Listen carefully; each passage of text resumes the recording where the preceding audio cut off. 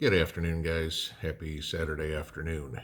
So, interesting stuff coming out the last couple of days or last couple of hours, I guess, somewhere thereabouts, if you will. You know, I know people have talked about, Augustin Farms shutting down production for 90 days and stuff like that. That's worrisome, okay? And you're now hearing stories about some of these other food companies, if you will, that are long-term storage food. Saying they just don't have the material to make the stuff. This gets scary. Okay, but that's not what this is about. We're preppers, and this question comes up in comments all the time. What are you gonna do about it? And this is very true. There's, we've tried letter writing to congressmen, falls on deaf ears. You try protesting, falls on deaf ears. What does protesting do? It gets you beat up, hit with a stick, sprayed with pepper spray, shot with rubber bullets, thrown in jail for 9 months now, 10 months now. If you were in DC. It's time that people stand their ground. And a lot of people are. And some are more vocal about it, if you will, than others. Now, I know a lot of you guys aren't going to know anything about this, okay? And this is just a real quick comment, but yesterday was the 15th anniversary of the death of Anna Politkovskaya's, I'm trying to pronounce this, Anna Politkovskaya's death, or assassination for all intents and purposes, okay? Anna was a journalist that was sent to report on the problems in Chechnya 15 years ago. Well, longer than 15 years ago, and she had wound up helping the public. That wasn't part of her job, but she literally, you can almost say she should have been sainted from a lot of what she did. Desperate people, desperate animals, whatever it was. She was a savior for a lot of people.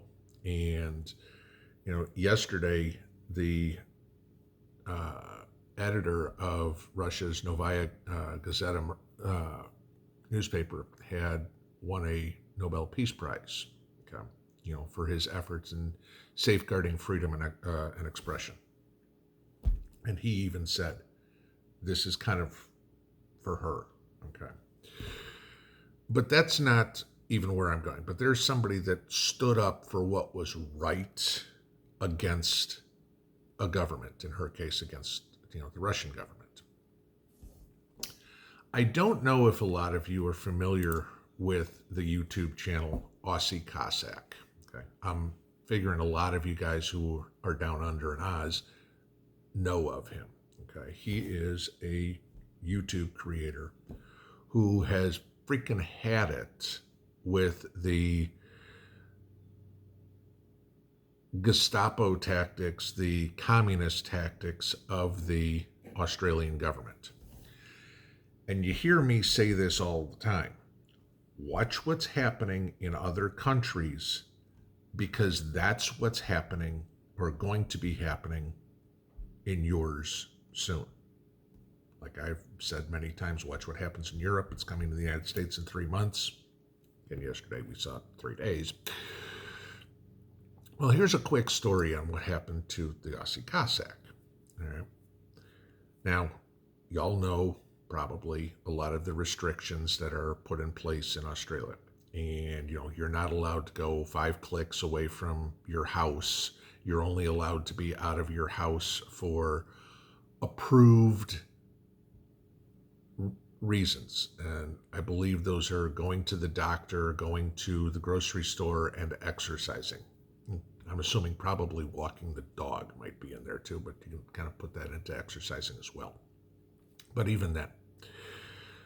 So he and his wife, the other night, were sitting at home at night, knock on the door, and the police were there to arrest him for being outside without permission.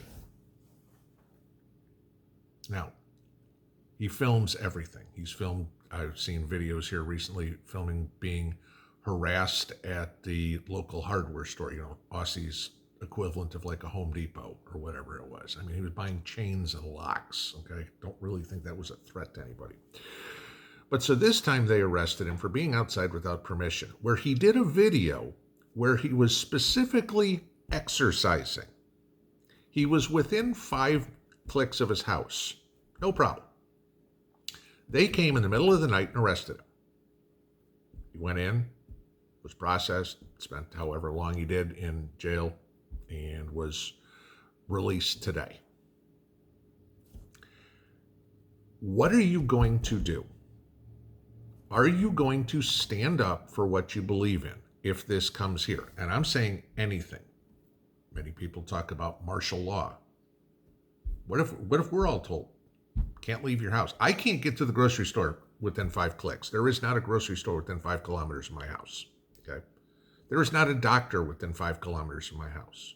Yes, I can walk the dog on my property and I can exercise in my yard. That's it. Okay?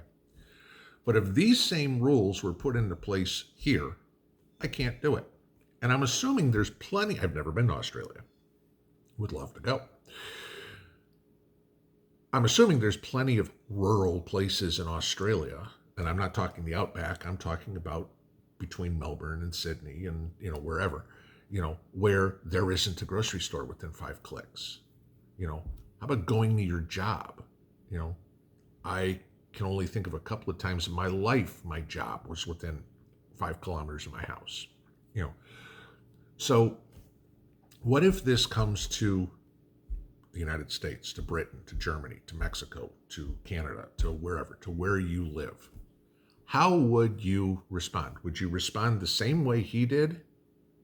Because and I'll link a couple of the videos here so you can watch what happened, because his wife filmed the entire arrest, and then he did a live stream talking about the first 20 minutes or whatever it is, talks pretty well about everything that they charged him with, about the conditions of his release, his bail conditions.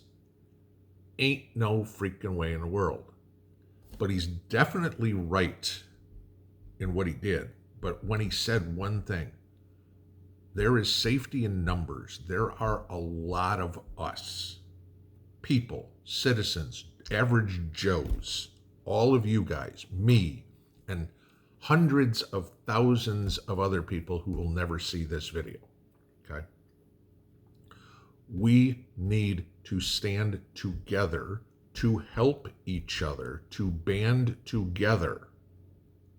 Because apparently part of the reason he got released over the weekend, guys, so it wasn't even he didn't stand in front of a judge, a magistrate, whatever would be, that he got released over the weekend. So however that was decided, who knows, is because there was enough pressure put on the PD to release him by the public.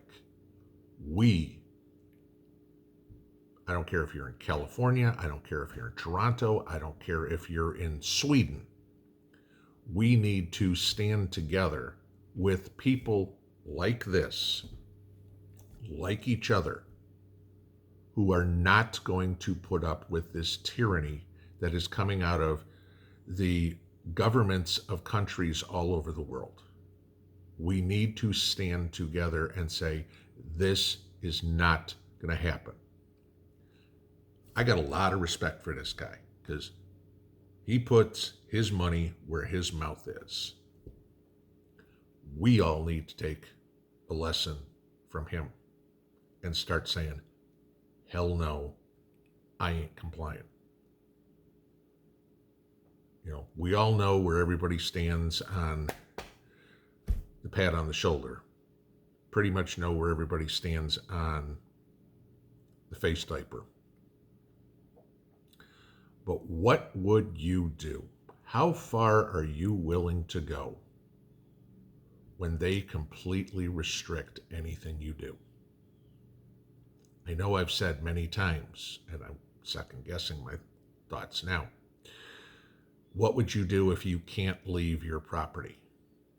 I've said that many times. Y'all know that. This video got me thinking about that. Who in the world has the right to tell me I can't leave my property? No one. Pinball out.